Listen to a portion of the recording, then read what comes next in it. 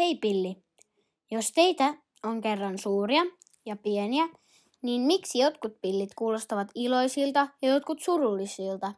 Jotkut äänet ovat pehmeitä ja jotkut todella teräviä. Jotkut mukavia ja jotkut pelottavia. Onpa hyvä huomio. Urut ovat kuin orkesteri ja samalla tavalla kuin orkesterissa on erikuuloisia soittimia, myös uruissa on erikuuloisia pillejä. Pillit, joilla on kaikilla sama äänenväri, eli jotka kuulostavat samanlaisilta, kuuluvat samaan äänikertaan. Jokaisen äänikerran yksi pilli vastaa yhtä urkujen kosketinta. Minä kuulun huiluäänikertaan. Orkesterissakin on huiluja. Mutta orkesterissahan on myös muitakin soittimia kuin huiluja. Ihan totta. Ja samalla tavalla uruissa on myös muita orkesterista tuttuja äänikertoja, kuten esimerkiksi viulu, klarinetti ja trumpetti.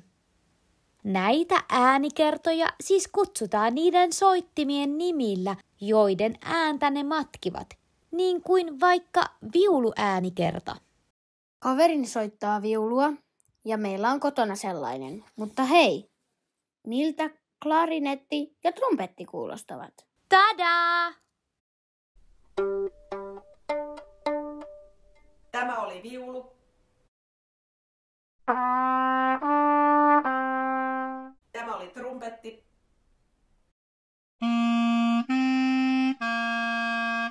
Ja tämä oli klarinetti. Oho, nuo kaikki soittimethan ovat aivan erinäköisiä ja kuuloisia. Totta, ja silti voit kuulla ne kaikki uruissa. No mutta miten urkuri sitten päättää, mikä soitin soittaa?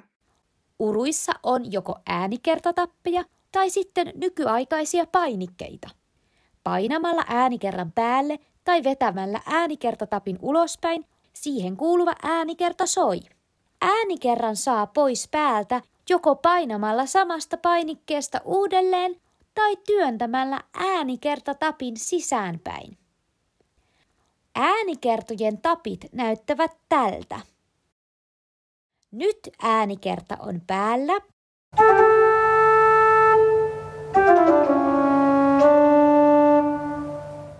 Ja nyt se on pois päältä. Samalla tavalla toimivat myös äänikertapainikkeet. Nyt äänikerta on päällä.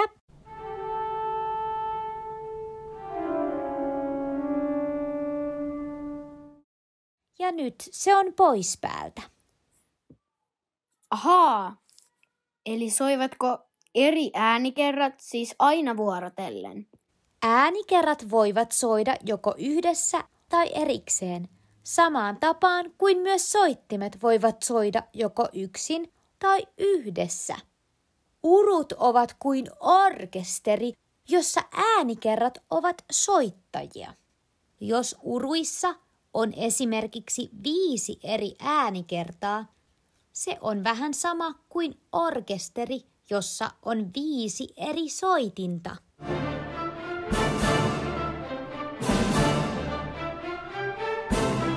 Eli siis jos uruissa on 10 äänikertaa, siinä on 10 eri soitinta. Kyllä! Ja jos uruissa on 60 äänikertaa, niin siinä on 60 eri soitinta. Juuri niin! Sinäpä olet nokkela. Mutta hei, kukas tuo tyyppi tuon kuvan keskellä on? Kapellimestari. Kapellimestari johtaa orkesteria ja näyttää, keiden vuoro on soittaa vai soittavatko kaikki samaan aikaan.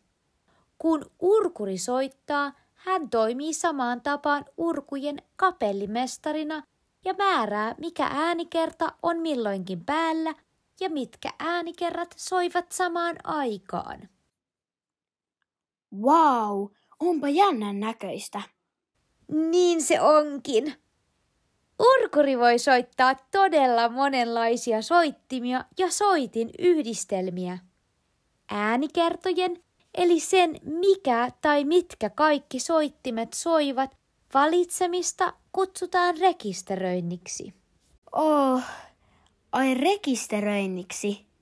Kyllä, rekisteröinti eli äänikertojen valitseminen on vähän niin kuin kaupassa käyminen. Kukaan meistä ei osta kaikkia kaupan tuotteita samaan aikaan, vaan valitsemme ostoskoriin ne asiat, joita kulloinkin tarvitsemme. Karkkipussistakin voi valita tietynlaisia karkkeja, eikö vain?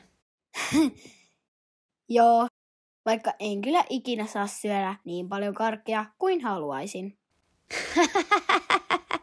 Se taitaa olla ihan hyvä. Samalla tavalla kuin sinä valitset karkkipussista karkkeja sen mukaan, mitä haluat syödä, myös urkuri valitsee rekisteröimällä ne äänikerrat, joita kulloinkin haluaa soittaa. Tästä syystä äänikertatappeja kutsutaan myös rekisteröintitapeiksi. Mutta ovatko sitten samat äänikerrat päällä koko kappaleen ajan? Todella hyvä kysymys. Eivät välttämättä, riippuu siitä, mitä urkuri päättää. Urkuri voi vaihtaa äänikertoja, eli sitä, miltä urut kuulostaa, niin usein kuin hän haluaa. Urkuri voi siis ensin soittaa vaikka vain viuluja, sen jälkeen trumpetteja ja heti sen perään kaikkia orkesterin soittimia samanaikaisesti.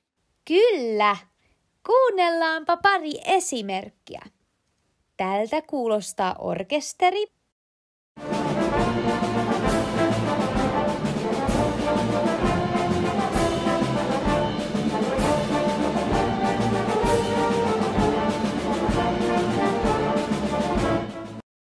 Ja tältä sama kappale kuulostaa uruilla soitettuna.